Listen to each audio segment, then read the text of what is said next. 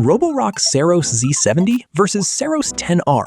The whole decision comes down to one thing: whether a robotic arm picking up socks is actually worth paying more for, or just a cool demo that wears off in a week. For me, one of these earns its premium only in very specific homes. The other is the smarter buy for almost everyone else. If you've got kids leaving toys everywhere, the arm starts to make sense. If your floors are mostly clear and you just want clean, hands-off cleaning, the simpler one wins. Both linked below. How do they actually clean? Because that's the whole point. Both pack 22,000 pascals of suction and the same flexi-arm side brush that extends into corners. On open hard floors, neither one disappoints. They pick up crumbs, dust, sand, the usual stuff. And the dual spinning mops with hot water do real scrubbing, not that wet smear thing cheaper robots do. Where it gets interesting is the details. The 10R has a slight edge on mopping coverage in some setups, while the Z70 tends to score higher on the trickiest dried-on stains. There's an opinion floating around from someone who's had the 10R for 8 months, running it 3 times a week, picks up long hair and dog dander without drama. That kind of consistency tells me more than any spec sheet. Both struggle in the same place though: carpet edges and corners on rugs. The side brush retracts on carpet to avoid flinging debris, and you end up with a thin line of stuff against the baseboard. If your home is mostly carpet, neither is the dream. If it's mostly hard floors with rugs scattered around, both deliver. Real talk on pet hair, the zero tangle brush on both works as advertised.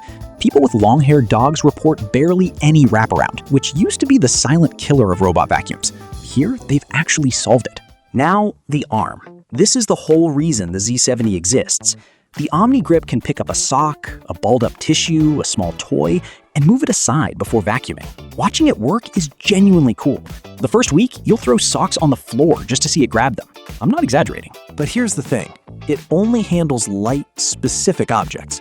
Roborock has promised more via software updates, and they may deliver, but right now, the list is short. There's a review I keep thinking about. Someone bought a second Z70 for a bigger house, and the arm jammed open on one unit, requiring a 2-week repair. More moving parts, more things that can fail. And another buyer flat out said the arm drained the battery trying to grip a sock it couldn't release. So, is it worth it? If you've got kids dropping toys, pets dragging stuff around, a household where the floor never stays clear, the arm earns its place. It removes the pre-cleaning step, which is the single most annoying thing about owning a robot vacuum. If your floors are usually clear and you tidy before cleaning anyway, the arm is a party trick. The 10R does the same cleaning job without that complexity, and honestly, that's a feature in itself. Navigation is where both shine. Same StarSight 3D system, same Vertibeam lateral sensing. Both maintain that ultra-slim 3.14-inch profile, so they actually fit under sofas and cabinets where a regular robot can't. Mapping is fast, accurate, and the obstacle avoidance handles cables, shoes, and pet bowls without bumping into them like older models. The Adaptalift chassis climbs over thresholds up to 4 centimeters, which sounds small until you realize how many robots get stuck on a transition strip. One concrete example I came across: a longtime Roomba owner switched to the 10R and described it as the first robot that didn't repeatedly get lost under the dining table. That's the bar now. Maintenance is essentially identical. Same dock 4.0 with hot water mop washing, hot air drying, auto empty bag good for weeks. You refill water, dump dirty water, that's it. The Z70 has more components because of the arm, so statistically more potential failure points.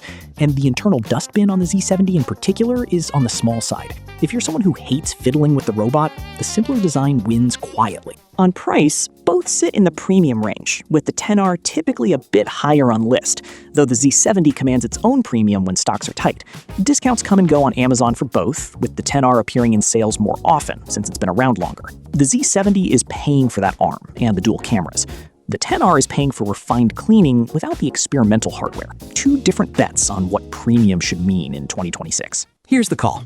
For most of you watching, the Saros 10R. Same suction, same navigation, same dock, without the experimental hardware that adds failure points. For me, that's the smarter premium buy in 2026. If you've got kids dropping toys and a floor that's never clear, the Z70 earns its premium and removes that pre-cleaning step. If your home is tidy and you just want hands-off cleaning that quietly works, the 10R wins without trying. The 10R has been around longer, so it shows up in Amazon sales more often. Worth setting an alert. And you, which one would you pick? Let me know in the comments.